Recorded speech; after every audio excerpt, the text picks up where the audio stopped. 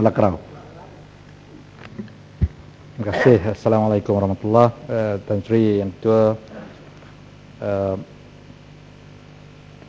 kami menyokonglah pandangan daripada Wakil Kuala Langat tadi yang menyebut tentang keraguan-keraguan kita dan reservation kita dengan izin terhadap beberapa peruntukan di dalam rang undang-undang ini yang minta dirujukkan kepada suatu select committee parlimen untuk disemak dan diperhalusi serta diperbaiki untuk memberikan suatu jawapan yang bukan sekadar memuaskan hati pihak-pihak yang berkaitan ataupun stakeholder, tetapi untuk mencari keadilan kepada pihak pekerja kita.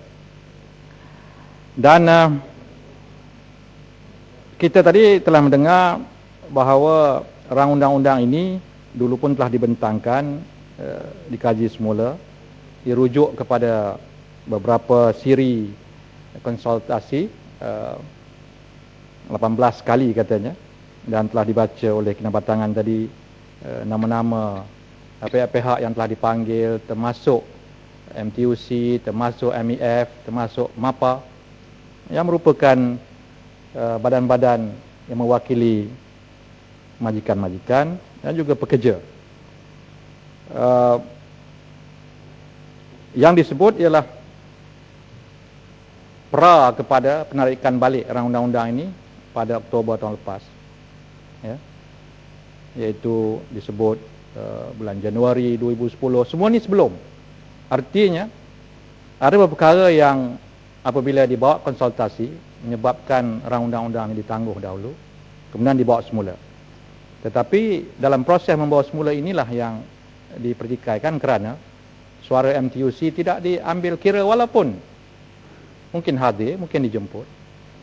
Sedangkan MTUC ini adalah suatu badan yang mewakili ramai pekerja-pekerja, ya. Komponen MTUC ini pun ramai, banyak, ya. Dan kalaupun National Union of Plantation Workers NUPW berbeza pandangan dalam konteks ini, kalau satu organisasi tak bersetuju dan majoriti yang bersetuju, takkan kita nak nafikan suara majoriti. Semalam kita berbahas panjang mengenai rang undang-undang pembangunan kampung baru. Kita bercakap mengenai majoriti rakyat kampung baru katanya, walaupun researchnya menunjuk hanya 35% yang menyokong, tapi dia anggap majoriti, maka majoriti prevails. Dalam hal ini majoriti pekerja menolak, tidak pula diambil kira majoriti, disebut pula bahawa kerajaan pun bertanggungjawab. Kita tidak menafikan kerajaan bertanggungjawab, tetapi dalam hal ini pihak yang sangat berkepentingan ialah para pekerja. Jadi seharusnya lah hasrat daripada MTUC yang datang kepada kita menyampaikan pandangan mereka harus diambil kira. Ada pihak tadi cuba untuk menidakkan hujah daripada pihak sebelah sini mengenai isu contract of labour ini, ya. Seolah-olah kita tidak sepatutnya mengambil perbahasan seolah-olah kita nak membandingkan antara dua sistem penggajian, ya, yang antara pekerja kontrak dan pekerja tetap ini. Saya rasa bukan ini isunya. Kita telah membuka suatu floodgate dengan izin kalau rang undang-undang ni diluluskan, sehingga menjadikan urusan pengambilan pekerja kontrak ini akan menjadi dominan, ya. Dan disebut juga pihak ILO sudah mempunyai reservation, ya, dan memberikan cadangan-cadangan bagaimana menangani isu ini, kerana diketahui, ya, akan berlaku salah guna kuasa dalam urusan penyediaan kontrak labor ini oleh syarikat-syarikat yang mengambil tanggungjawab ini. Jadi kita tak boleh memandang ringan seolah-olah isu ini tidak sebenarnya termasuk di dalam rang undang-undang ini. Memang disebut, ya, tentang pindaan kepada perkara 21, ya, undang-undang ibu, undang-undang induknya, ya, tentang terminologi ini, dan inilah yang menarik perhatian pihak pekerja. Kerana sekarang ini pun dah berapa? Ada 5 juta pekerja-pekerja kontrak, ya.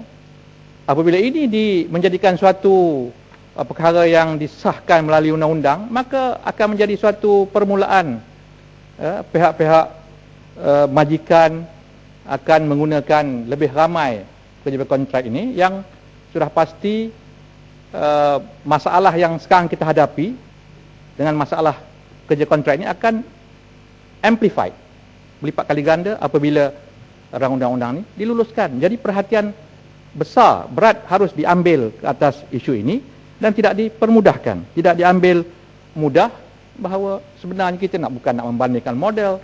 Ya, tidak begitu. Saya rasa ini satu benda yang sangat penting. Ya. Dari segi kelangsungan pekerjaan mereka, imbuhan-imbuhan. Kalaupun ada cadangan mengatakan bahawa kerana tidak ada undang-undang yang nak dipindah, inilah berlakunya segala penyelewengan, segala salah laku pihak-pihak yang mengambil pekerja-pekerja kontrak ini. Jawapannya bukan dengan melakukan satu lagi pindaan rang undang-undang. Ya, rang undang-undang pindaan. Kerana terlalu banyak sudah ada ungdang-ungdang yang mana disebut oleh rakan-rakan sebelah sini tadi, bukan dengan menambah lagi undang-undang, tetapi menguatkuasakan undang-undang yang sedia ada. Ya, yang dipertikaikan tadi ialah kelemahan penguatkuasaan, ya, di pihak yang bertanggungjawab, di pihak kerajaan. Artinya kalau di sana persoalannya ialah kekurangan tenaga untuk menguatkuasakan undang-undang yang berkaitan, bukan dengan menyelesaikannya melalui satu lagi pindaan undang-undang, tetapi menambah pihak penguat kuasa, memberikan kuasa yang kepada lebih ramai penguat kuasa untuk mencari dan juga untuk mengambil tindakan kepada mana-mana pihak yang melanggar peraturan itu. Ya, mengubah atau meminda dan membuat undang-undang yang baru akan hanya memberikan ruang pula untuk salah laku yang lebih banyak. Dan kalau isu utamanya ialah masalah penguatkuasaan tidak diselesaikan, apa undang-undang baru atau apa undang-undang baru boleh membantu dalam hal ini? Jadi kita bersetuju bahawa kita ni nak mencari kebaikan untuk kaum pekerja. Kita bukan nak membawa kemusnahan seperti yang didakwa. Amat sedihlah kalau ada pihak yang mengatakan, hujah daripada pihak pembangkang ini nak meruntuhkan masa depan pekerja generasi kita akan datang. Saya rasa ini dengan izin totally absurd contention. Ya, terima kasih Tan Sri. Sedikit minta penjelasan tadi sebut pasal masalah penguatkuasaan.